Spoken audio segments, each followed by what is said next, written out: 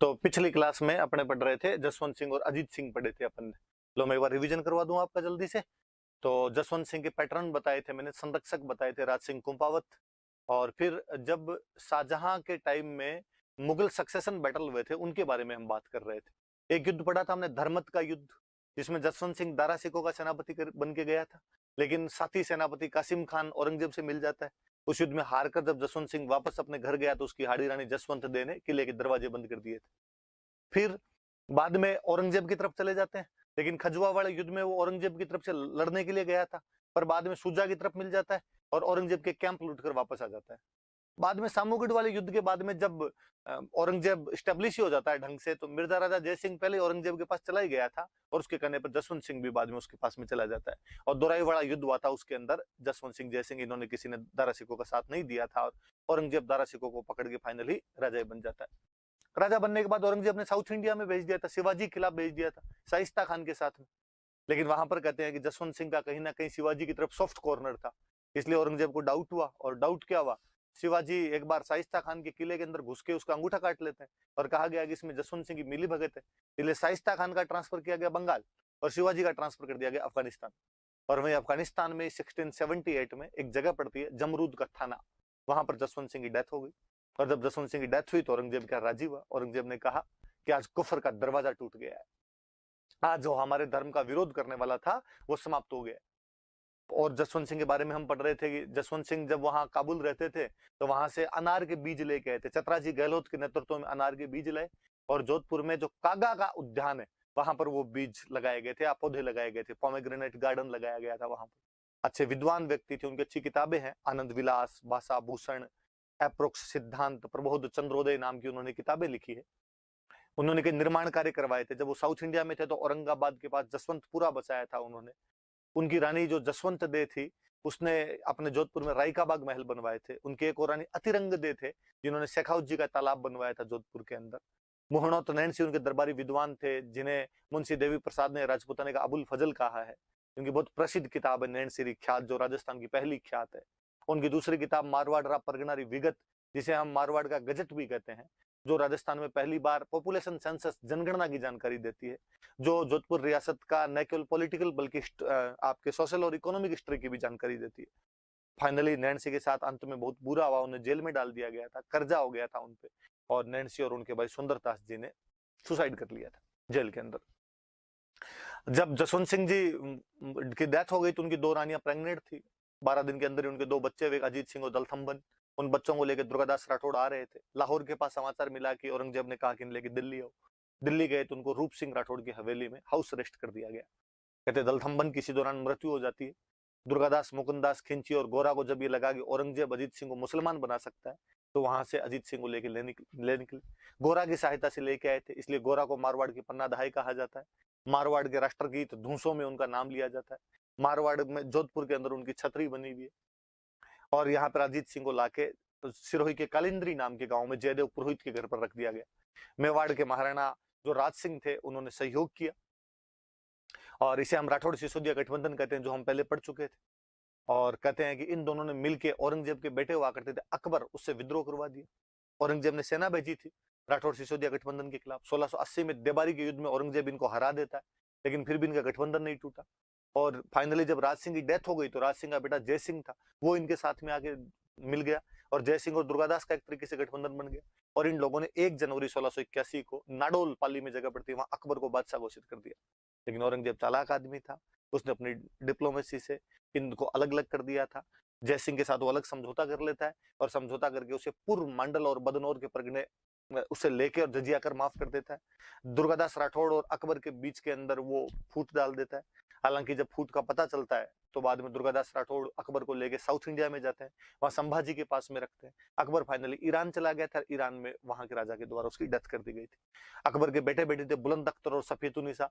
उनका बाड़मेर के जूना बाड़मेर गांव में जगन्नाथ रामचंद्र दोत के घर पर न केवल पालन पोषण किया गया बल्कि उनकी रिलीजियस एजुकेशन की व्यवस्था भी की गई थी। फाइनली ईश्वरदास नागर के कहने पर दुर्गादास उन्हें औरंगजेब को सौंप देते हैं।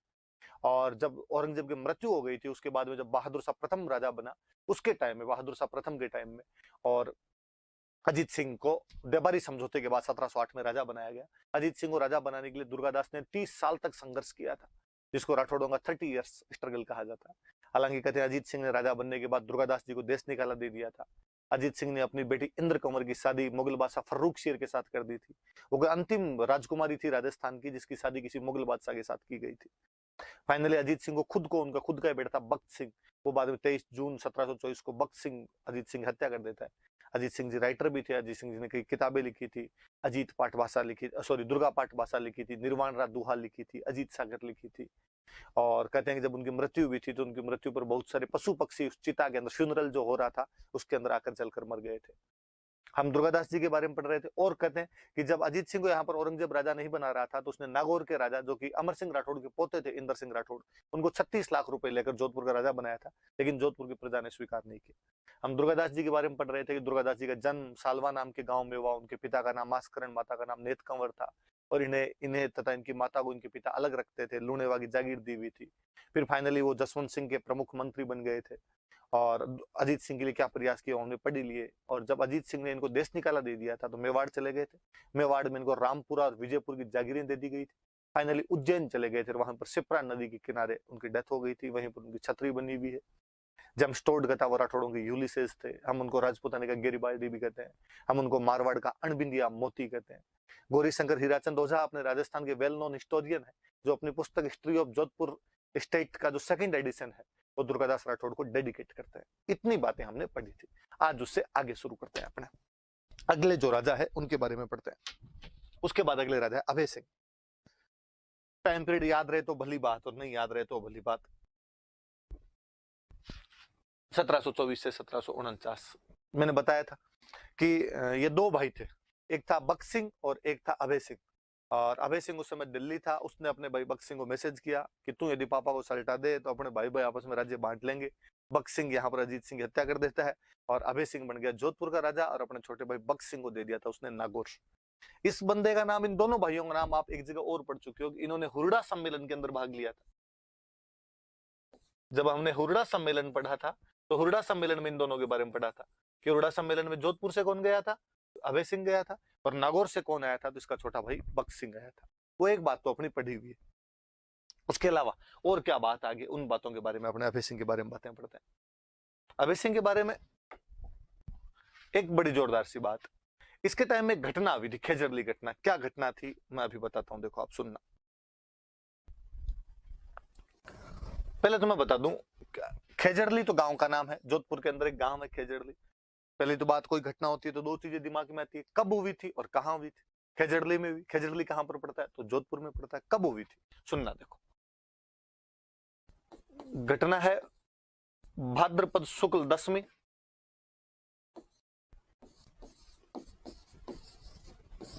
विक्रमी संवत 1787।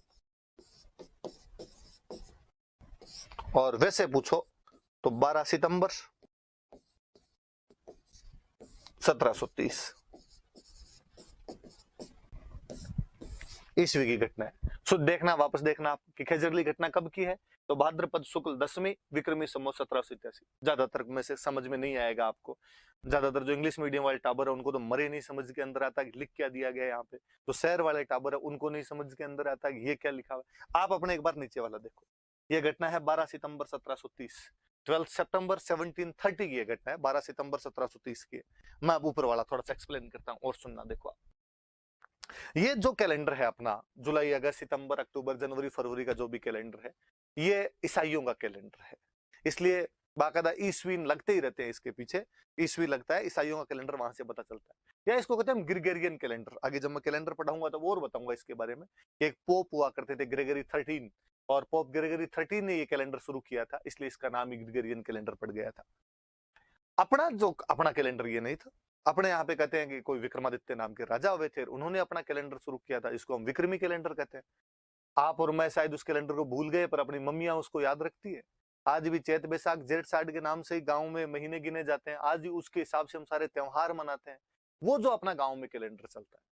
अपने यहाँ पे याद रखने वाली बात ये है कि अपना वो जो मम्मी वाला कैलेंडर है और जो अपने जिस जनवरी फरवरी वाले कैलेंडर को फॉलो करते हैं, इन दोनों में 57 ईयर का डिफरेंस है। कि मम्मी वाला जो कैलेंडर है वो 57 साल पहले शुरू हो गया था, 57 ईयर्स पहले शुरू हो गया था। और जब वो 57 साल का हो गया था तब ईसाइयों ने अपना कैलेंडर शुरू किया।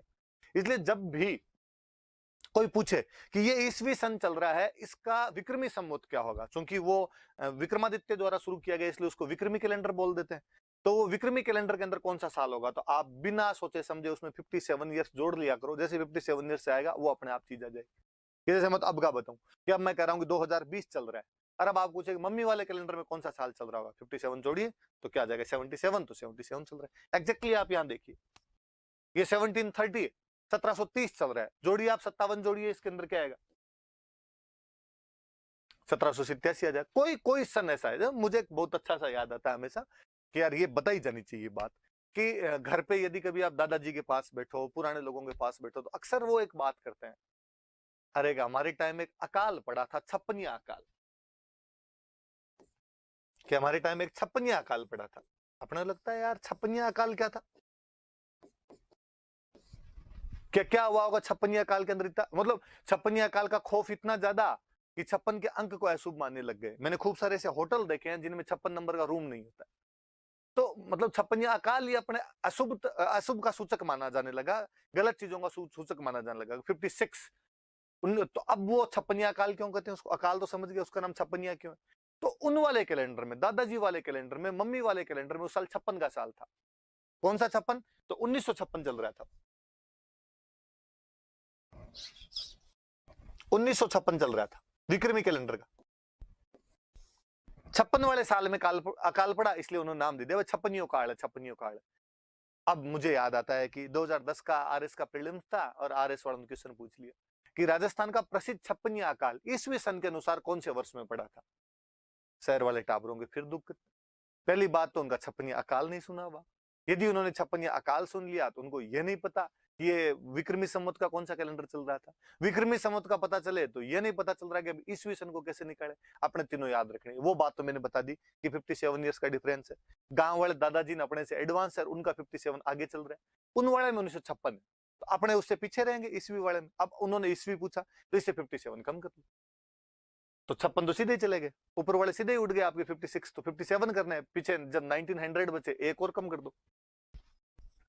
इसका मतलब अपने वाले में जो उस साल चल रहा होगा वो 1899 चल रहा था। तो ये ध्यान नहीं रखना। अब आप एक प्रैक्टिस करना कि आपका जो भी जन्म वर्ष आता है, जो आपका जो भी बर्थ ईयर आता है, उसको आप चेंज करने की कोशिश करना। डेट ऑफ बर्थ लेना, देखना ईयर क्या है, अब उसमें आप 56 जुड़ेगा घटेगा, वो आप सोचना क्या होगा, सोचना कि उस साल वो विक्रमी संवत का जो कैलेंडर रहा होगा उसके अंदर क्या रहा होगा। और घटनाओं के बारे में आप सोचना कि जब देश आजाद हुआ था उस साल विक्रमी कैलेंडर में क्या रहा होगा। आप सोचना जब संविधान लागू हुआ तब उसके अंदर क्या रहा होगा। जब राजस्थान का एकीकरण संपन्न हुआ, आपने यूनाइट हो गए थे पूरी तरीके से, तब क्या रहा था। ये चीजें काम आती है, आगे खूब सारी काम आई, कहाँ कहाँ काम आएगी मैं और बता दूं। तो मोटी मोटी सी मैंने बात बताई, ये ऊपर वाली क्या चीज लिखी हुई, वापस सुनना। देखो वापस उसी बात पर मैं आता हूँ। एक बात तो क्लियर हुई कि ये जो लिखा हुआ है विक्रमी संवत, ये किसी कैलेंडर का नाम है। संवत का मतलब ईयर, किसी विक्रमादित्य नाम के राजा के टाइम में कैलेंडर चलाओ, कैलेंडर पढ़ेंगे तब और बात करेंगे इसकी, इसलिए नाम क्या गया विक्रमी लग गया। साल कौन सा, तो अब 1730 में 57 जोड़ने, 57 जोड़ने 1730 में, तो 1787 आ गया। फिर किसी ने कहा ये वाले ऊपर वाले लफड़े, ये क्या कर दिया आपने, भाद्रपद शुक्ल 10वीं। ये सिंपल सी बात कि आपका जो ये कैलेंडर होता है, ईस्वी वाला कैलेंडर जो होता है, उसके अंदर तो 4 वीक ले लेते हो आप, सोमवार से लेके रविवार, मंडे से लेके संडे तक के 4 वीक आ जाते हैं। मम्मी वाले कैलेंडर में 4 वीक नहीं आते, उसके अंदर आते हैं फोर्टनाइट, उसमें आते हैं पखवाड़े, 2 पखवाड़े आते हैं। एक 15 दिन का पहले आता है पखवाड़ा, एक 15 दिन का बाद में आता है। पहला फोर्टनाइट वो जिसके अंदर चांद नहीं दिखता, दूसरा फोर्टनाइट वो जिसमें चांद दिखता है। जिसमें चांद नहीं दिखता उसको कह देते हैं डार्क, तो वो हो जाता है आपका कृष्ण पक्ष, और जिसके अंदर चांद दिखता है उसको लाइट भी कह देते हैं और व्हाइट भी कह देते हैं, वो हो जाता है आपका शुक्ल पक्ष। यहाँ पे शुक्ल लिखा हुआ है, लाइट है, इसका मतलब चांद तो दिख रहा है। जैसे उधर जनवरी फरवरी के महीने होते हैं, इधर महीनों के नाम चैत्र बैसाख ये होते हैं, तो ये भाद्रपद है। जब आप इसको सुन रहे होंगे उस टाइम हाथों हाथ सोचना कि अब जो महीना चल रहा है वो कौन सा महीना चल रहा है, जो भाद्रपद चल रहा है। 10वीं का मतलब तो आप समझ रहे हो कि इस दिन 10वां दिन होता है। तो अब समझ में आई आपकी बात कि वो जो मम्मी के कैलेंडर या दादाजी का जो कैलेंडर है, वो कैलेंडर तो विक्रमी संवत है, उसका जो साल था वो 1787 था, उसका जो महीना था वो भाद्रपद था, उसका जो आपके फोर्टनाइट चल रहा था वो लाइट चल रहा था, और उसका जो दिन था वो 10th 10वां दिन था। इस दिन की घटना है। तो ये तो थोड़ी सी इधर वाली बात बताई, अब घटना पर आ जाते हैं अपने।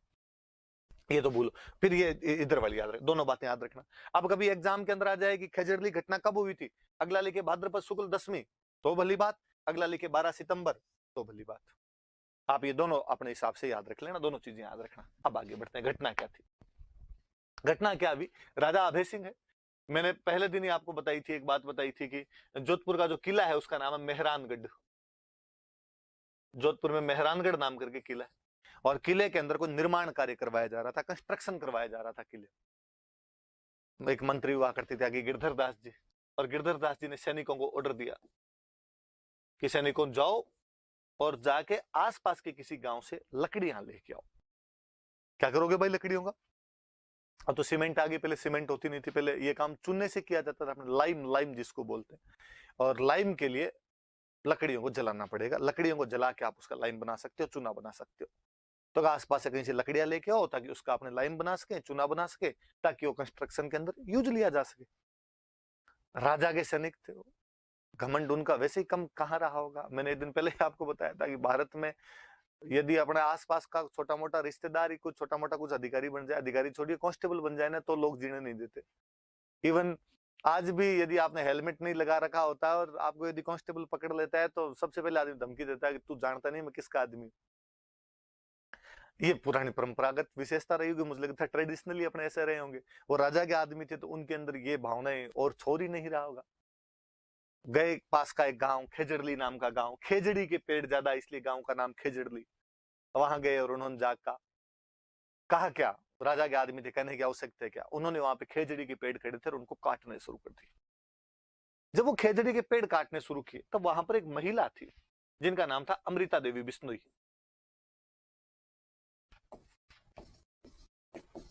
अमृता देवी बिश्नोई नाम करके वहां पर एक महिला थी, और उन्होंने इसका विरोध किया। उनका दिमाग खराब हो गया आपका, मारवाड़ में वैसे ही पेड़ पौधे कम है, और सूखी लकड़ियां तो कोई लेके जाए समझ में आता है, तुम तो गिल्ली लकड़ियां लेके जाओगे और हरी लकड़ियां काट रहे हो। नहीं भाई ये नहीं करना, कहीं से आपको चाहिए तो सूखी लकड़ियां लेके चल जाओ, गिल्ली लकड़ियां तो नहीं काटनी है, खेजड़ी का पेड़ नहीं काटना, क्यों काट रहे हो? हाँ, उन्होंने कहा तुम कौन आई बीच में, काम पंचायती करने की आवश्यकता है, हम हमारा काम कर रहे हैं, तुम जाओ। उसने कहा नहीं नहीं, मैं मेरी आंखों के आगे ऐसे पेड़ करते हुए नहीं देखना चाहती, वैसे रूखड़े कम है, तुम काट के ले जाओगे, बरसात कहां से होगी। उनका यदि हम काटे तो तू क्या कर ले, अब कर तो क्या सकती हूँ, तुम्हारे हाथों में हथियार है, पर मेरे आंखों के आगे तो पेड़ नहीं कटने दूंगी। और वो किसी पेड़ को हक कर लेती है, पेड़ की चिपक जाती है, अरे भाई रे मेरी आंखों के आगे तो नहीं कटे, लो मुझे मार दो और ये काट लो। सैनिक और गर्वोन्मत्त हो रखे पूरी तरीके से, और उस महिला को मार दिया। उस महिला को ही नहीं, उस महिला की 3 बेटियां और उसके पति रामोजी भी उन पेड़ों से चिपक कर मर गए। धीरे धीरे पूरा गांव इकट्ठा हो गया, उन सैनिकों ने उन सब गांव वालों को मार दिया। 363 लोग, 363 पीपल पेड़ों को बचाने के लिए शहीद हो गए थे। दुनिया के किसी भी इतिहास में ऐसी कहानियां नहीं मिलेगी, ना भूतो ना भविष्य थी, कि पर्यावरण संरक्षण के लिए, इन्वायरमेंट कंजर्वेशन के लिए इतने सारे लोग एक साथ अपने प्राणों की आहुति दे गए हों, अपनी लाइफ सेक्रीफाई कर गए हो, वो भी पेड़ पौधे बचाने के लिए। ऐसा कतई कोई उदाहरण नहीं है। कहते हैं कि अमृता देवी बिश्नोई बिश्नोई संप्रदाय की महिला थी, और बिश्नोई संप्रदाय के जो संस्थापक थे, जो फाउंडर थे जाम्बोजी महाराज, उन जाम्बोजी महाराज ने कभी एक लाइन बोली थी कि सिर साटे रूख रहे तो भी सस्तो जान। यदि एक सिर के बदले में एक पेड़ बच जाता है तो भी सर की वैल्यू ज्यादा नहीं है। कुल मिला के पेड़ बचना चाहिए, भले उसके लिए बलिदान देना पड़े। खेजड़ली के उस गांव के अंदर जाम्बोजी की इस कहावत को चरितार्थ करने के लिए एक सर नहीं कटा था। उस दिन 363 लोग शहीद हो गए थे, पेड़ पौधों को बचाने के लिए शहीद हो गए थे। वाकई उस महिला ने जो किया था वो अनुकरणीय है, याद किया जाना चाहिए उसको, कि उस समय जब लोग एनवायरमेंट कंजर्वेशन के बारे में जानते नहीं थे, वो लोग कितने जागरूक थे इन चीजों को लेकर, कि नहीं इनका बचना जरूरी है, इनके लिए हमारी जान भी चली जाए तो भी कोई बात नहीं, क्योंकि ये नहीं बचेंगे तो जान वैसे ही नहीं बचेगी। और उन लोगों ने अपना बलिदान दे दिया था। हालांकि कहते हैं कि बाद में जब राजा को इन बातों की खबर लगी थी तो राजा ने वो कार्रवाई रुकवा दी थी, पेड़ पौधे वगैरह कटवाने वहां पे रुकवा दिए थे। लेकिन फिर भी ये अपने आप में एक बहुत बड़ा एग्जाम्पल सेट किया जाता है कि यार कोई इस प्रकार पेड़ों को बचाने के लिए भी शहीद हो सकता है, पेड़ पौधों के लिए लोग शहीद हो सकते हैं। वो जो दिन है, वो जो घटना है, उसे हम खेजड़ली घटना के नाम से जानते हैं, जिसमें उस महिला का नाम अमृता देवी बिश्नोई है और 363 लोग उनके नेतृत्व में पेड़ पौधों को बचाने के लिए शहीद हो गए थे। विडंबना देखिए आप कि हमारी इतिहास की किताबें इस घटना को उतना महत्व नहीं दे पाई है जितना महत्व देना चाहिए। आज जब पूरा विश्व एनवायरमेंट कंजर्वेशन की बात करता है, इस सोशल मीडिया के युग में कोई ग्रेटा थनबर्ग जैसी छोटी सी लड़की कहीं पर खड़ा होकर एक छोटा सा भाषण देती है और पूरा मीडिया उसको वायरल करके रख देता है, तब ये सोचा जाना चाहिए कि आज से 300 साल पहले कोई एक महिला जो कि अनपढ़ थी, वो इस बारे में कितनी जानती थी। क्या देश के बच्चे बच्चे को इसके बारे में पता नहीं होना चाहिए? हम, हमारी शायद पिछली पीढ़ी, हमारे स्टडी मटेरियल बनाने वाले लोग, हमारे इतिहासकार, सब चीजों से इतनी बड़ी घटना अनभिज्ञ कैसे रह सकती है? और तो और देखिए आप, षड्यंत्र देखिए ढंग से। छोटे थे तब से दिमाग के अंदर एक बात खूब ढंग से सेटल की हुई है कि चिपको आंदोलन सुंदरलाल बहुगुणा के द्वारा चलाया गया था। चलाया होगा, सुंदरलाल बहुगुणा भी उतने सम्माननीय है, पर ऐसे झूठ मत बोलिए। चिपको आंदोलन ये था, आप ये कहिए कि दोबारा उन्होंने ऐसा कर दिया होगा। वास्तव में जो चिपको आंदोलन जैसी घटना वो ये है जहां पर इतने लोगों ने अपने बलिदान दे दिए। अभी जब 2019 वाले लोकसभा चुनाव थे तो प्रधानमंत्री का जोधपुर दौरा था। उन्हीं दिनों के अंदर भारत को कोई अवार्ड मिला था, यूएनओ में अवार्ड मिला था, चैंपियन ऑफ द अर्थ का अवार्ड मिला था। प्रधानमंत्री अपनी एक सभा के अंदर बोल रहे थे कि अभी हाल ही में यूएनओ ने मुझे चैंपियन ऑफ द अर्थ का अवार्ड दिया है। मेरे भाइयों और बहनों, ये अवार्ड मेरा नहीं है, ये अवार्ड 125 करोड़ देशवासियों का है, ये अवार्ड 125 करोड़ मेरे भारतीयों का है, ये आप सबका है कि हमने एनवायरमेंट कंजर्वेशन के क्षेत्र में, हमने पर्यावरण संरक्षण के क्षेत्र में इतना काम किया, इसलिए हमें अवार्ड दिया गया है। पर वो आगे अगली लाइन बोले कि हालांकि दुनिया को पता नहीं है, लेकिन मैं उनको बताना चाहता था कि तुम ये अवार्ड हमें आज दे रहे हो, इस 2018-19 में जाकर दे रहे हो, जबकि हम, हमारे पूर्वज, हमारे जोधपुर का बिश्नोई संप्रदाय जब दुनिया ग्लोबल वार्मिंग का ग नहीं जानती थी, उन दिनों में भी इस पर्यावरण संरक्षण के प्रति कितना सजग, कितना जागरूक, कितना अवेयर था। मैं आज उस मातृशक्ति अमृता देवी बिश्नोई को नमन करता हूं जिन्होंने उस समय यह कार्य कर दिखाया था। हालांकि भाषण सुनते हुए अपने को लगता है कि यार ये पॉलिटिकल प्रोपेगेंडा है, और चूंकि जोधपुर में बिश्नोई समाज की संख्या अधिक है, इसलिए उन्होंने ऐसा बोल दिया ताकि लोगों के वोट लिए जा सके, लोगों की भावनाओं को केस किया जा सके। मैं फिर कहता हूं कि भले ही उस आदमी ने ऐसा किया हो, लेकिन उस दिन मन बड़ा प्रफुल्लित हुआ था कि राजस्थान की उस महान महिला का नाम देश के प्रधानमंत्री की जिह्वा पर तो आया। देश का प्रधानमंत्री जाना तो सही, वरना हम खुद नहीं जानते हैं। मुझे बड़ा आश्चर्य होता है, मैं अक्सर जब मॉक इंटरव्यू में बैठता हूं या यूं ही कभी किसी स्टूडेंट से पूछता हूं, या अक्सर जब लड़कियों से पूछा जाता है कि कोई ऐसी महिला राजस्थान की हिस्ट्री में बताइए जो आपकी आइडियल हो, तो मैंने कभी अमृता देवी बिश्नोई का नाम नहीं सुना। हालांकि जब मैं उसे याद दिलाऊं कि क्या तुम उसे नहीं मान सकती, तो अरे अरे सर हाँ वो भी है, पर ये नाम हमारे दिमाग में सबसे पहले क्यों नहीं आता है? धीरे धीरे फिजा बदलेगी, शायद नाम ज्यादा पॉपुलर होगा, पर हम सबका हमेशा, मुझे लगता है, ये कर्तव्य बनता है कि हमें इसके बारे में सबसे अधिक जानना चाहिए। मुझे लगता है कि राजा महाराजाओं के इतिहास के इतर जो हिस्ट्री है, सो कॉल्ड कम्युनिस्ट जो अपनी सबाल्टर्न हिस्ट्री को लेकर आहें भरते रहते हैं, उनकी मति कैसे मारी जाती है कि वो इस महिला का नाम भी पॉपुलर नहीं कर पाए, जबकि उनका पूरा फोकस रहा कि हमें राजा महाराजाओं के इतर जागे उस हिस्ट्री के बारे में जानना है, उसके एक्स्ट्रा जो भी एलिमेंट रहे थे उस हिस्ट्री के अंदर, उनके बारे में जानना है। मैं और एक अच्छा सा एग्जांपल दूं आपको। हनुमानगढ़ के अंदर एक उपखंड पड़ता है पीलीबंगा नाम करके, आपने अक्सर कालीबंगा पीलीबंगा नाम सुने होंगे, पीलीबंगा नाम करके एक उपखंड पड़ता है। कई साल पहले की बात है, वहां के कोई एक एसडीएम महोदय थे और उन्होंने एक दिन ऑफ द रिकॉर्ड किसी के बीच बातचीत के अंदर, एसडीएम महोदय को पूर्वी राजस्थान के रहे थे, और ऑफ द रिकॉर्ड वो बोल गए कि यार वो जो जोधपुर में खेजड़ली वाली बात हुई थी ना, 363 लोगों वाली, वो लोग कोई पेड़ वेड़ बचाने के लिए नहीं मरे थे, कोई शहीद वहीद नहीं हुए थे, तो जमीन की लड़ाई थी आपस के अंदर, और आपसी झगड़े के अंदर ही उनमें ऐसी घटना हो गई थी। किसी पत्रकार ने दूसरे दिन वो छाप दिया। जब उसको छाप दिया तो अखबार में आया, तो दूसरे दिन अखबार के साथ में वो हेडिंग और साथ में दूसरी हेडिंग कि बिश्नोई समाज आक्रोशित, और बिश्नोई समाज ने कहा कि हमारी एक पूजनीय महिला के बारे में ऐसी गलत टिप्पणी की गई, इसलिए एसडीएम साहब माफी मांगे और उनको तत्काल प्रभाव से सस्पेंड और किया जाए। उन दिनों में मैं अखबार जब रेगुलर फॉलो कर रहा था तो मैंने देखा कि वो धरने पे बैठ गए वो लोग, और डेली अखबार में आता बिश्नोई समाज का धरना दूसरे दिन जारी, मांग अमृता देवी बिश्नोई पर की गई टिप्पणी के लिए एसडीएम महोदय माफी मांगे और उनको सस्पेंड किया जाए, बर्खास्त किया जाए, सजा दी जाए उनको। तीसरे दिन जारी, चौथे दिन जारी, पहले सातवें दिन या ऐसे करके जो हनुमानगढ़ के जिला कलेक्टर थे पीसी केसर, बहुत भले जिला कलेक्टर उस टाइम के, जो भी डीएम थे, वो आए वहां पे और एसडीएम महोदय को जहां मंच बना हुआ था, धरना स्थल था, वहां पर लेकर आए और उन्होंने कहा कि पहले 5 मिनट मैं बोल लूं, फिर आप जैसे कहोगे वैसे कर लेंगे।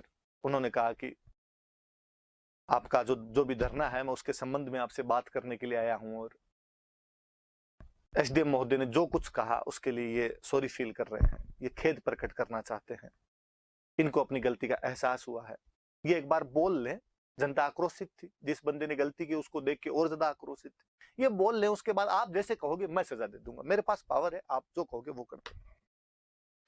एसडीएम महोदय आए, एसडीएम महोदय ने कहा कि चूंकि मैं पश्चिमी राजस्थान के बारे में इतना अवेयर नहीं हूं, चूंकि मैंने हिस्ट्री में इनके बारे में इतना ज्यादा नहीं पढ़ा था, सुनी सुनाई बात के आधार पर ऐसा बोल दिया। अब जब आपने ये विरोध किया तो मैंने उनके बारे में पढ़ा और मुझे पता चला कि मैंने कितनी एक रेस्पेक्टेड महिला के बारे में गलत टिप्पणी कर दी थी। मैं उस बात के लिए माफी चाहता हूँ, खेद प्रकट करता हूँ, सॉरी फील करता हूँ। आइंदा से मेरे द्वारा ऐसी कोई भी गलती नहीं की जाएगी। मैं उनके सम्मान में आज ही जो कार्यालय है, उपखंड कार्यालय है, वहां पर 363 पौधे लगाना चाहता हूँ। मैं आप लोगों को यह भी कहना चाहता हूँ कि आज के बाद मेरी जहां कहीं पोस्टिंग होगी वहां पर भी मैं भाद्रपद शुक्ल 10वीं को 363 पौधे लगाऊंगा। वो हटे, पीसी किशन वापस आए, उन्होंने कहा अब बताइए भाई, अब आप लोगों को क्या करना है, आप चाहो तो दंड दिया जाए, आप चाहो तो छोड़ दिया जाए जिन्होंने ये बात कही। वहां जो समाज के मोजीज लोग थे उनका छोड़ दिया जाना चाहिए।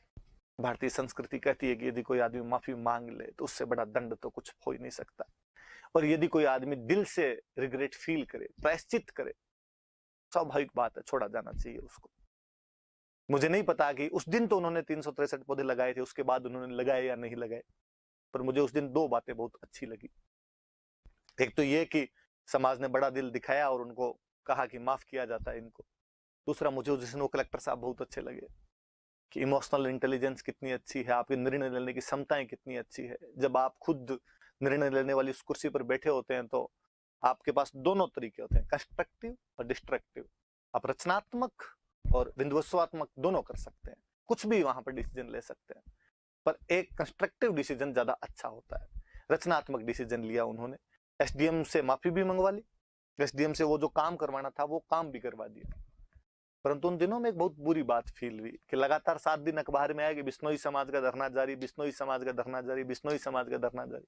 तब लगा कि हम हमारे समाज को किस मोड़ पर लाकर खड़ा कर दिया हमने, कि हमने हमारे महापुरुषों को केवल जाति और संप्रदाय के बंधन के दायरे में लाकर बंद कर दिया है। शायद वो महापुरुष ऊपर बैठकर हम पर हंसते होंगे, हमें कहते होंगे कि लीचड़ों, हम जब कभी भी मरे होंगे, जब कभी भी हमने बलिदान किए होंगे, जब कभी भी खुद को सैक्रिफाई किया होगा तो अपनी जाति के लिए तो नहीं किया होगा। अमृता देवी बिश्नोई जब शहीद हुए होंगे तो उन्होंने ये थोड़ी ना सोचा होगा कि मैं जो पेड़ बचाऊंगी उससे केवल बिश्नोइयों को श्वास मिलेगी या उससे केवल बिश्नोइयों को अच्छा वातावरण मिलेगा। वो सबके लिए पूजनीय थे, हम सबके लिए पूजनीय थे, होना यही चाहिए। मैं आप लोगों से और कहूंगा कि आप जब भी सरकारी नौकरियों में जाएं, किसी भी सरकारी नौकरी के अंदर जाएं, भाद्रपद शुक्ल 10वीं याद रखा जाना चाहिए।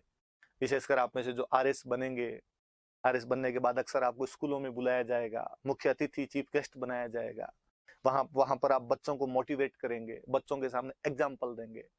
हमारे अक्सर एग्जाम्पल विवेकानंद, कलाम, गांधी और भगत सिंह पर आकर रुक जाते हैं, या हम हिस्ट्री में जाते हैं तो महाराणा प्रताप और पृथ्वीराज चौहान पर चले जाते हैं।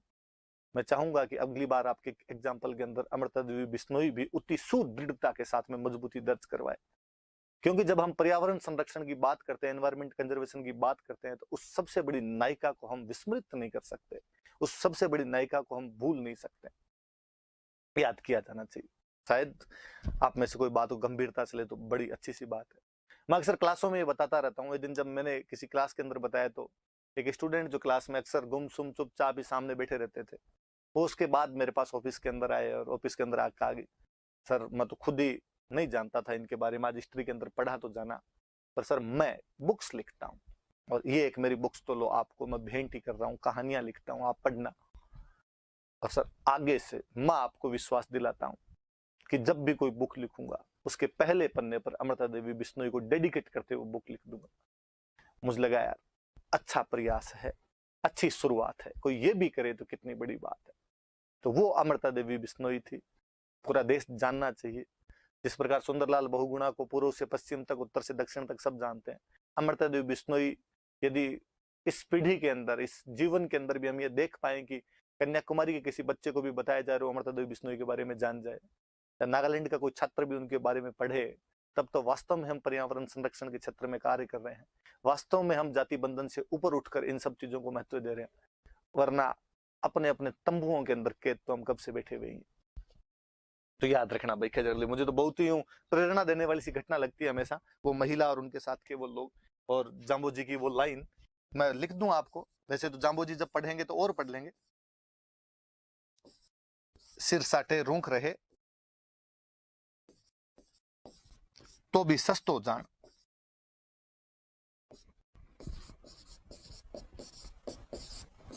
अंग्रेजी वाले इंटावर है तो उनको मैं फिर बता दूं, इनका अर्थ बता दूं। साटे का मतलब होता है बदले में, हमारे मारवाड़ी में अदला बदली कहते हैं, आटो साटो है, तो साटे मतलब बदले में, रूख मतलब पेड़, सिर का मतलब समझते हो हेड, सिर, तो सिर साटे रूख रहे मतलब सिर के बदले में पेड़ बच जाए, तो भी सस्तो जान, सस्ता समझ गए, चीप, कि तो भी वो सस्ता है, तो भी वो महंगा नहीं है, मतलब आप पेड़ के लिए बलिदान भी दे देते तो बड़ी बात नहीं, उसके लिए दिया ही जाना चाहिए। ये जाम्बो जी कभी उक्ति थी, इन 363 लोगों ने अमृता देवी बिश्नोई के नेतृत्व में वहां पर चरितार्थ करके दिखाई थी। हालांकि हमारी सरकारें करती है, जैसा नहीं कि एकदम ही नहीं करती है, पुरस्कार दे देती, अवार्ड दे देती है हर साल, पर अवार्ड वो उन बच्चों को याद रहते हैं जिन बच्चों को एग्जाम देना होता है। और सरकारों का निकम्मापन देखिए आप, कि अभी मैं साइट पे जब चेक कर रहा था तो पता चला कि पिछले 2 साल से उन्होंने अवार्ड दिया ही नहीं है, और अब उन्होंने क्वेरी मांगी है, किस किस को लेना है, भेजो रहे हमारे पास नाम वाम, फिर हम चेक करेंगे और उनको दे देंगे। जो लास्ट दिए थे वो इन्होंने 2018 वाले दिए थे, उनको अवार्ड दे दिए गए थे। खाना पूर्ति, महज दिखावा, वास्तव में उनको अप्लीकेबल करना, उन चीजों को वास्तव में उनको इंप्लीमेंट करना होगा, जब होगा, अभी तक तो ऐसा नहीं हो पा रहा है। मैंने लिखे वो अवार्ड लिखे हुए आगे, मैं आपके लिए थोड़ी सहूलियत कर दूं कि अवार्ड किसको मिले थे, क्या मिले थे, थोड़ा मैं आपको दिखाऊं। ये एक फोटो जिसके अंदर वो महिला पेड़ से चिपके हुए हैं अमृता देवी, उनकी बच्चियां हैं साथ के अंदर, और वो सैनिक जो उनको पेड़ को काटने की कोशिश कर रहा है और वो उस पेड़ को बचाने की कोशिश कर रही है।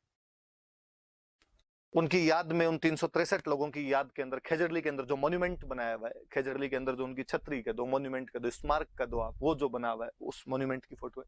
12 सितंबर या भाद्रपद शुक्ल दशमी, जो वैसे भाद्रपद शुक्ल दशमी को वहां पर बहुत बड़ा मेला लगता है, वैसे कोई एग्जाम में तारीख पूछ ले तो अपने 12 सितंबर याद रख लेना उसको।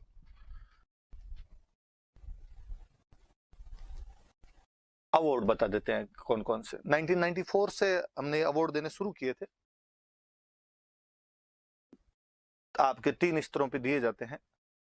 एक देते हैं वन के लिए, एक वन्य जीव के लिए, एक वन विकास है वन्य जीव के लिए। मैं सिंपल सा वैसे बता दूं, ये 2 चीज है कि एक तो जंगल बचाना है, एक जंगल में रहने वाले जीव बचाने, 2 तरीके से देना है। फिर ये अवार्ड 2 ये होता है, एक तो इंडिविजुअल देना होता है, एक ये अवार्ड किसी इंस्टीट्यूशन को देना होता है, सिंपल सा ही है।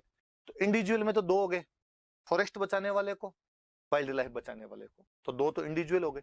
फिर दोनों का मिला के, फॉरेस्ट और वाइल्ड लाइफ दोनों का मिला के एक दे देते हैं, इंस्टीट्यूशनल को दे देते हैं। सिंपल सा ही इतना ही लिखा हुआ इसके अंदर कि किस किस को क्या क्या दिया जाता है, आप पढ़ लेना तब और समझ में आ जाएगा आपके।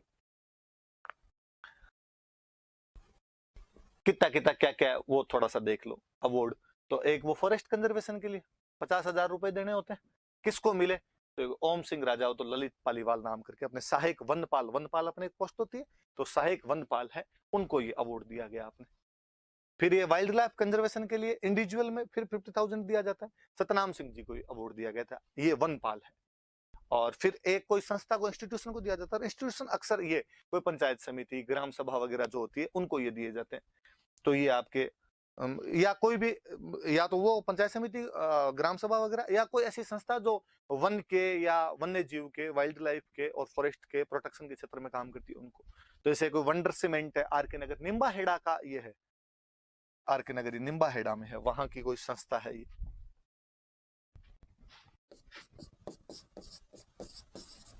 चित्तौड़गढ़ में पड़ता है निम्बा हेड़ा, उनको दिया हुआ है। कोई वन सुरक्षा एवं प्रबंधन समिति है उदयपुर के अंदर, उनको दिया हुआ है।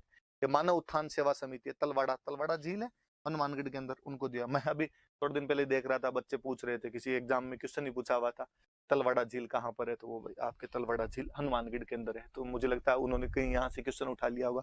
ये वाले पुरस्कार है। और आगे वाले और 19-20 के दे, तो थोड़े आप अपडेट रहना, देख लेना आप भी, और किसको इससे पुराने वाले किसको मिले हैं, कब क्या शुरू किए गए थे, थोड़ी जानकारी आप लेना।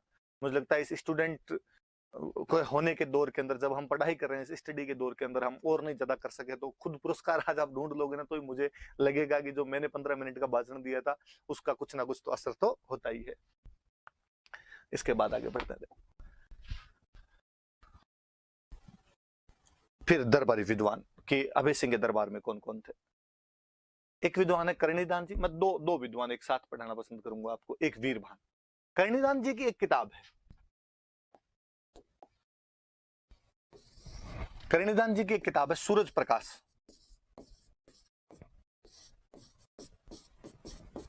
और इसी का एक नाम और है बिड़द श्रृंगार।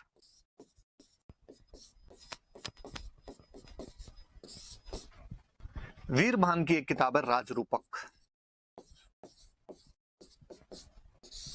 क्या बात है, सुनना बात। कहते हैं दिल्ली में मोहम्मद शाह रंगीला नाम करके बादशाह हुआ करता था, और जब मोहम्मद शाह रंगीला दिल्ली में बादशाह, खुद रंगीला आदमी था, ज्यादा कोई शासन वासन में ध्यान देता नहीं था, डांस वांस देखने में मस्तियां लिया करता था। इसके टाइम में गुजरात का जो गवर्नर था उसका नाम था सर बुलंद खान।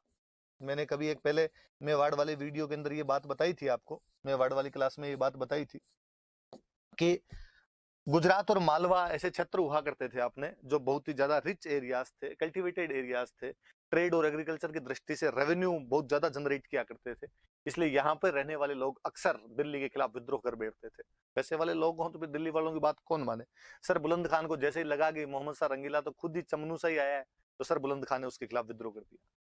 कहते हैं दिल्ली के दरबार के अंदर समस्त राजाओं को मोहम्मद शाह रंगीला ने कहा कि सर बुलंद खान जो गुजरात का गवर्नर है उसने अपने खिलाफ रिवोल्ट कर दिया, रिबेलियन हो गया, वो कौन उसके खिलाफ लड़ने के लिए जाएगा।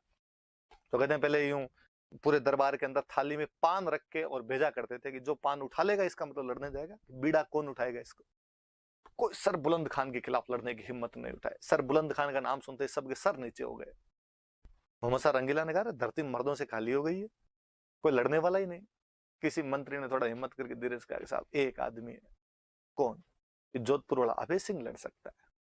और ये अपना एक सिस्टम ही था कि मुगलों के दरबार में कहीं लड़ने के लिए कोई जाना होता और कोई मिलता नहीं मिलता, अपने वाले हमेशा तैयार रहते थे। अपने वालों को लड़ाई वड़ाई करने में मजा आता था कहीं पे कि ओ हम चले जाएंगे, कहीं जाना है तो जमस्टोर तो लिख के गया कि मुगल अपनी आधी से अधिक विजयों के लिए मारवाड़ के राठौड़ों के जिम वो एहसानमंद रहेंगे कि उनकी आधी से अधिक जो जीते हैं उनके लिए मारवाड़ के राठौड़ों ने दर्ज की थी। तो अभय सिंह का है, अभय सिंह तो जोधपुर गया, तो बुलाओ अभय सिंह को बुलाया। अभय सिंह बुला के सर बुलंद खान के खिलाफ लड़ने के लिए जाना, उसने मैं क्यों जाऊं, बाकी वाले तो कहा, बाकी वाले ने सबने मना कर दिया है, कोई आ ही नहीं भर रहा। उसने कहा अच्छा कोई नहीं जा रहा क्या, फिर मैं जाऊंगा, तो ऐसी जगह तो हमें भेज दो आप। 1720 का साल था वो। अभय सिंह सर बुलंद खान के खिलाफ लड़ने के लिए जाता है। अहमदाबाद की उस शानदार लड़ाई के अंदर अभय सिंह सर बुलंद खान को हराता है। उस अहमदाबाद के युद्ध में जिसमें अभय सिंह ने सर बुलंद खान को हरा दिया था, उसका वर्णन यदि किन्हीं किताबों के अंदर मिलता है तो वो किताब सूरज प्रकाश और राजरूपक है। एक किताब करणीदान जी ने लिखी, एक किताब वीरभान ने लिखी। कहते हैं करणीदान जी इस युद्ध के अंदर अभय सिंह के साथ में थे, इसलिए करणीदान जी ने इसका आंखों देखा वर्णन किया था। वो सूरज प्रकाश लिख के लाए और लिख के ला के उन्होंने अभय सिंह को कहा कि सर मैंने बुक लिखी है, इसमें आपके दादा परदादाओं के बारे में भी लिखा है, अहमदाबाद वाले युद्ध के बारे में भी लिखा है। थोड़ा पढ़ के बताओ, देखे पढ़ के देखो आप, आपको सही लग रही है कि नहीं लग रही। अब ऐसे यार देखो, अब इतनी बड़ी किताब मेरे से नहीं पढ़ जाए, थोड़े शॉर्ट नोट्स हो जाए, थोड़े युद्ध युद्ध वाली बातें हो जाए तो मैं थोड़ा पढ़ लूंगा। तो उन्होंने युद्ध युद्ध वाली बातों के लिए शॉर्ट नोट्स तैयार किया आपके, उसका नाम बिड़त श्रृंगार है। अभय सिंह जी ने पढ़ी और अभय सिंह जी पढ़ के बड़े राजी हुए, यार क्या वर्णन किया इस किताब के अंदर। 1 लाख रुपए नगद दिए थे, कर्णदान जी को हाथी पर बिठाकर खुद हाथी को पकड़कर दरवाजे तक छोड़ गए थे, बड़ी बात थी। राजा किसी कवि को उसके घर तक छोड़ के आए, राजा नीचे नीचे चले और कवि हाथी पर बैठकर चले। पर कर्णदान जी वाली किताब में कहीं ना कहीं एग्जेजरेशन है, अतिशोक्ति है, अतिरंजन तरीके से उसका अतिरंजित तरीके से वर्णन किया गया। जबकि वीर भान वाली जो किताब है राजरूपक, ये हिस्टोरिकली ज्यादा अच्छी है। तारीखें, सन, कौन आदमी लड़े, कितने लोग मरे, कितनों को मारा, ये सब यदि घटनाएं सिलसिलेवार ढंग से यदि कहीं पर और पढ़ाई गई है या लिखी गई है, तो वो जो किताब है वो राजरूपक है। पर दोनों का मैटर एक ही है। और ये किसने लिखी थी, तो ये वीर भान ने लिखी थी। तो 2 बंदों के नाम याद रख लेना भाई, और 2 किताबें याद रखना। अक्सर ये किताब तो खूब ही बार पूछी हुई सी किताब याद रह जानी चाहिए आपको। फिर एक राइटर और पढ़े हम, एक राइटर है जगजीवन भट्ट। जगजीवन भट्ट की 2 किताबें हैं। अभय सिंह के दरबार में था, अभय सिंह पर एक किताब लिख दी अभ्योदय। अभय सिंह के पिताजी अजीत सिंह पर एक किताब लिख दी अजीतोदय। तो ये तो सीधी सीधी सी याद रह जाएगी, अभ्योदय और अजीतोदय नाम करके 2 किताब, अभय उदय, अजीत उदय। ऊपर वाली थोड़ी सी याद रखने वाली सी थी, उनको आप याद रख लेना। चलिए आगे बढ़ते हैं। तो 3 राइटर याद रखना। अगले राजा पढ़ते हैं भैया मान सिंह, और मान सिंह के बारे में बातें पढ़ते हैं। देखो सुनना, पहले मेरी बात सुनना। मान सिंह जब राजा बने उससे पहले थोड़ी सी जोधपुर में लड़ाई हो गई, जोधपुर के अंदर पंगा हो गया।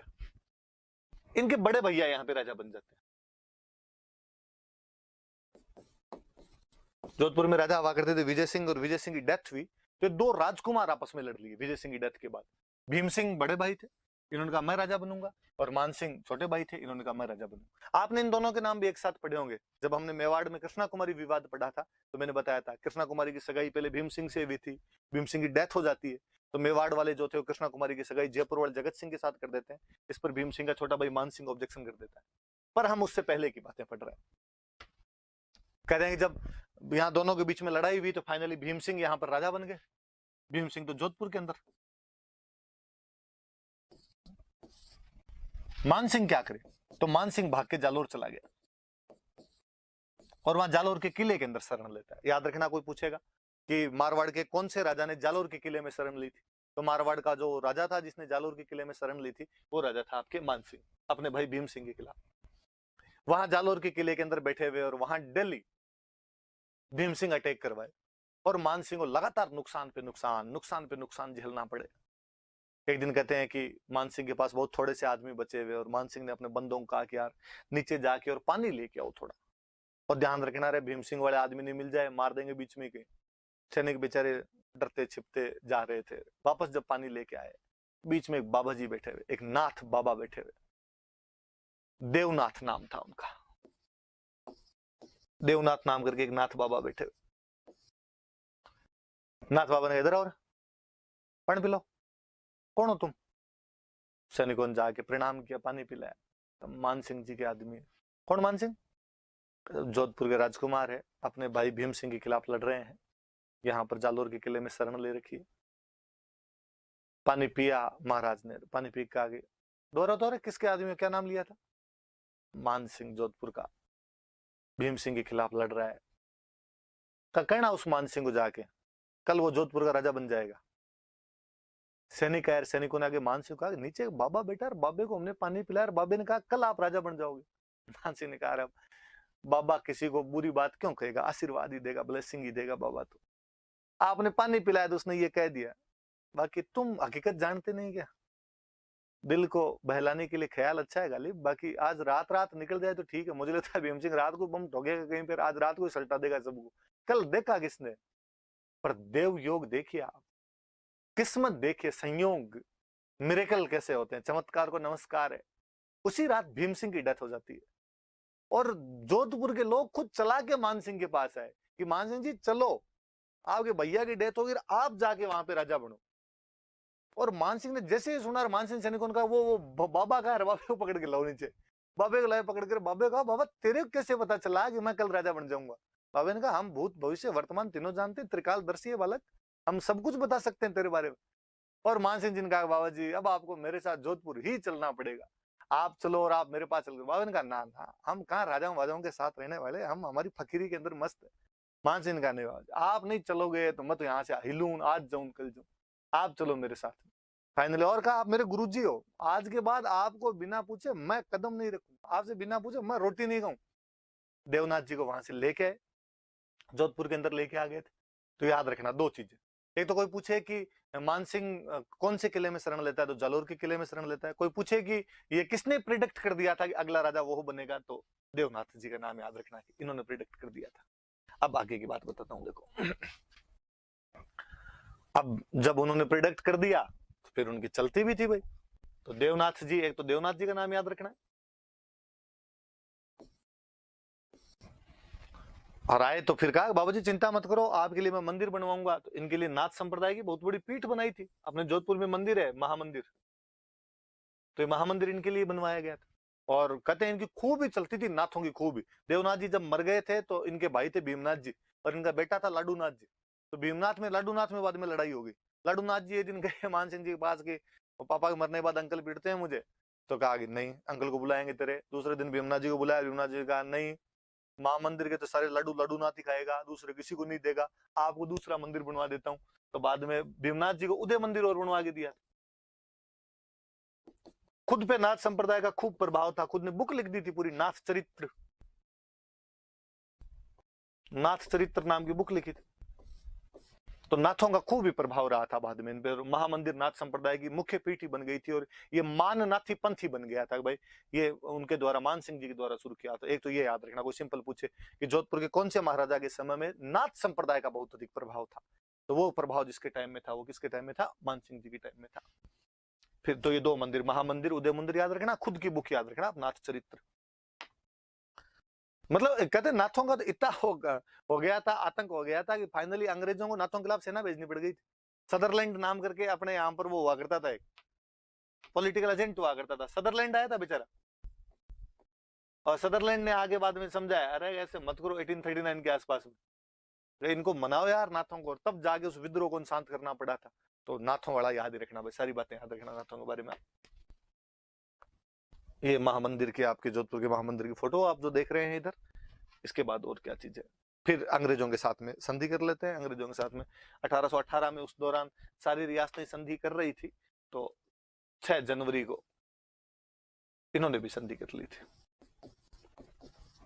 अंग्रेजों की तरफ से तो हमेशा याद ही रखना है, वो एक ही बंदा है, चार्ल्स मेटकॉफ, संधियां वही कर रहा था। मैं बार बार नाम इसलिए लिख रहा हूं ताकि आपके जबान पे याद ही हो जाए। और इन जोधपुर वालों की तरफ से एक तो राजकुमार गया था, छत्र सिंह नाम करके राजकुमार। और वास्तव में संधि छत्र सिंह ने की थी, इस राजकुमार ने की थी। मान सिंह के तो जी में नहीं थी अंग्रेजों के साथ संधि करने की, पर इसने कर लिया बेटे ने, तो कहा ठीक है। एक बिशन राम व्यास थे, वो गए थे। तो इन लोगों ने तो जाके 6 जनवरी को साइन कर दिए थे। फाइनल 10 दिन बाद 16 जनवरी को जो गवर्नर जनरल था लॉर्ड हेस्टिंग्स, वो और साइन कर देता है, उसको रेक्टिफाई कर देता है उसको। पर अपने ये याद रखना भाई, चार्ल्स मेटकॉफ उधर से आया था, इधर से ये अपने छतर सिंह और बिशन राम व्यास गए थे, अंग्रेजों के साथ संधि हो गई थी। और याद रखने वाली बात यह कि जोधपुर ने जब अंग्रेजों के साथ संधि की थी, उस समय जोधपुर का राजा कौन था? तो मान सिंह जोधपुर का राजा था। पर मैंने कहा कि यह आदमी अंग्रेजों के साथ बनती नहीं थी, इसने अंग्रेजों का खूब ही विरोध किया। और कहते हैं कि एक तो 1827 में नागपुर का एक राजा था अप्पा साहिब भोंसले, अप्पा साहिब भोंसले नाम करके नागपुर का राजा था। अंग्रेजों के प्रोटेक्शन में थे मराठे। 1817-18 में थर्ड एंग्लो मराठा वॉर के बाद में अंग्रेजों का सुपरमेसी स्टैब्लिश हो गई थी। अप्पा साहिब भोंसले एक दिन भाग गया वहां से, नागपुर से भाग जाता, पंजाब की तरफ चला गया। और पंजाब से भाग के छुपता छुपाता अपने राजस्थान आकर महामंदिर में आगे बाबा जी बन के बैठ गया। मान सिंह जी को पता चला कि यार ये महामंदिर में जो नया बाबा है ये तो अप्पा साहिब भोंसले और नागपुर के राजा है। उन्होंने बुला लिया, अरे साहब इधर किधर, बाबा बाबा वाली जगह मंदिर के अंदर बाबा जी बैठेंगे, आप अपने इधर आओ, अपने तो गढ़ के अंदर आओ, तमन से भी डिस्को करेंगे अपने। आपा साहब भोंसले को उधर बुलाया, आपा साहब भोंसले को अपने पास में रखते थे। अंग्रेजों ने कहा कि आपा साहब भोंसले हमारा रिबेलियन है यार, तू हमारा दोस्त है, इसको कैसे रख सकता है? उसने कहा अब छोड़ो, जो है वो तो है, ये बंदा तो अपने पास ही रहेगा। फाइनली आपा साहब भोंसले जोधपुर के अंदर ही मरे थे। उस बंदे ने अंग्रेजों को नहीं दिया तो नहीं दिया। कहते हैं 1832 में 1832 में अंग्रेजों का गवर्नर जनरल हुआ करता था लॉर्ड विलियम बेंटिक, नाम सुना होगा आपने अक्सर। जो लॉर्ड विलियम बेंटिक था वो अपने अजमेर है, एक तरीके से अपने राजस्थान की राजधानी का काम तो अजमेर में ही हुआ करता था। तो अजमेर में उस बंदे ने कोर्ट लगाया, अपना अजमेर के अंदर दरबार लगाया, और अपने राजस्थान के सारे राजाओं को उसने मैसेज किया, मैं आया हूं मिलने के लिए। संधियां और रखी, गवर्नर जनरल बहुत बड़ी बात हुआ करती थी। मान सिंह के पास भी मैसेज गया भाई मिलने के लिए, और मान सिंह ने कहा, उसने कहा वाह आया है तो अपनी जगह, अपने से तो आ जाए जाए निकल आ जाए, तेरे को टाइम मिले तो जोधपुर से होगी चले जाना, मैं तो नहीं हूँ। तो कोई पूछे कि राजस्थान के कौन से राजा ने अजमेर कोर्ट का बॉयकॉट कर दिया था या लॉर्ड विलियम बेंटिक के कहने पर नहीं आया था, तो मान सिंह याद रखना। अंग्रेज खूब ही नाराज हुए थे उस बात पे, पर अंग्रेजों को यूं, वो व्यापारी थे इस मामले में, सियाने आदमी थे, उनको लगा फालतू में क्यों नाराज करने, तो अंदर ही अंदर नाराजगी को दबा लेगा, ओ कोई बात नहीं कोई बात नहीं, अच्छा अच्छा बीमार हो गया आप अगली बार देख लेना आप, यूं करके मामला रफा दफा कर दिया था। पर आपने तो क्वेश्चन बना ही दिया कि कौन सा राजा नहीं आया था, तो याद रखना भाई मान सिंह नहीं आया। तो दोनों बात याद रखना, 27 में आपा साहब भोंसले वाली, और 32 के अंदर वो लॉर्ड विलियम बेंटिक के अजमेर दरबार वाली बात है। और तो क्या है बाद में, इंटेलिजेंट आदमी थे, बेहतरीन इंटेलिजेंट आदमी थे। Colonel Tod, Colonel James Tod जो अपने राजस्थान के इतिहास के पिता है, कर्नल टोड मिलने के लिए आए थे मानसिंह से। तो वो आदमी जब लिखता है मानसिंह के बारे में, तो मानसिंह बड़ा चालू आदमी था।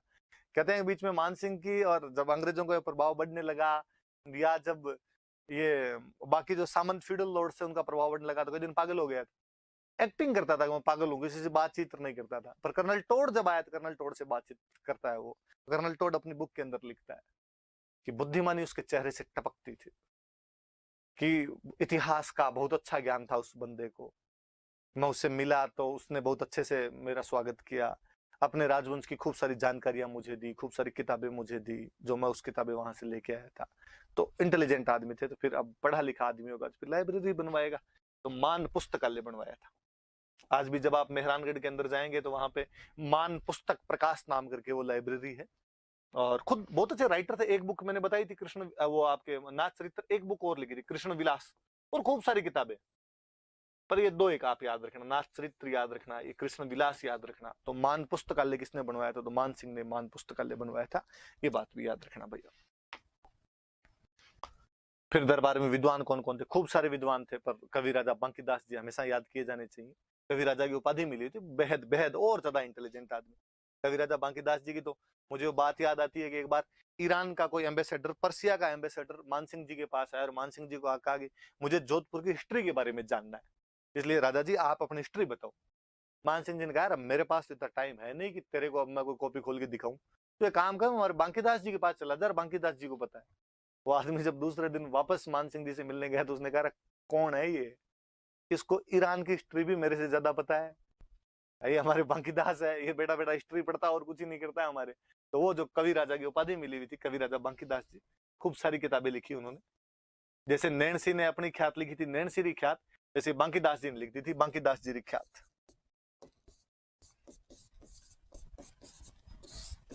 बांकीदास जी ख्यात। मान सिंह के दरबार में रहते थे, किताब लिखी थी मान जसो मंडन,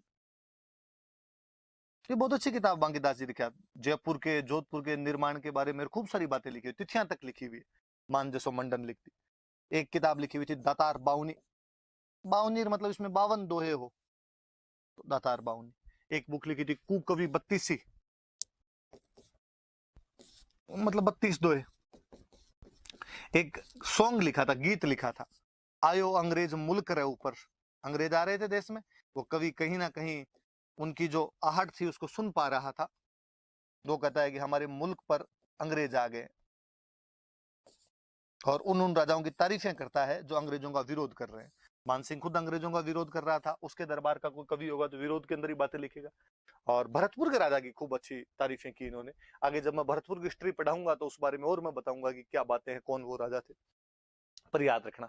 कभी आपको कोई ये पूछ लेगा कि राजस्थान का कौन सा कवि अपने अंग्रेज विरोधी भावनाओं के लिए जाना जाता है, तो बांकीदास जी जाने जाते हैं। और उनका गीत कौन सा लिखा हो, तो आयो अंग्रेज मुल्क रे ऊपर। बाकी उन्होंने कौन कौन सी लिखी थी, तो बाकी आपके बांकीदास जी विख्यात, खुद का नाम है वो, मान सिंह के दरबार में थे तो मान जसो मंडन, दानवीरों के ऊपर लिखी हुई दातार बावनी, एक बुक है कुकवि 32, कवि राजा की उपाधि मिली हुई थी, ये भी याद रख लेना। ये बांकीदास जी, बांकीदास विख्यात का तो बुक का लगाया हुआ ही है, आप देखना चाहो तो नाम थोड़ा फोटो देख लोगे तो याद रहेगी भाई ये ऐसी भी कोई बुक है बांकीदास विख्यात। ये अपने जोधपुर की हिस्ट्री यहीं पर जहां संधियां कर रहे हैं वहां पर अपने खत्म करते हैं, यहाँ पर खत्म करते हैं। कल अपने बीकानेर की हिस्ट्री शुरू करेंगे। धन्यवाद।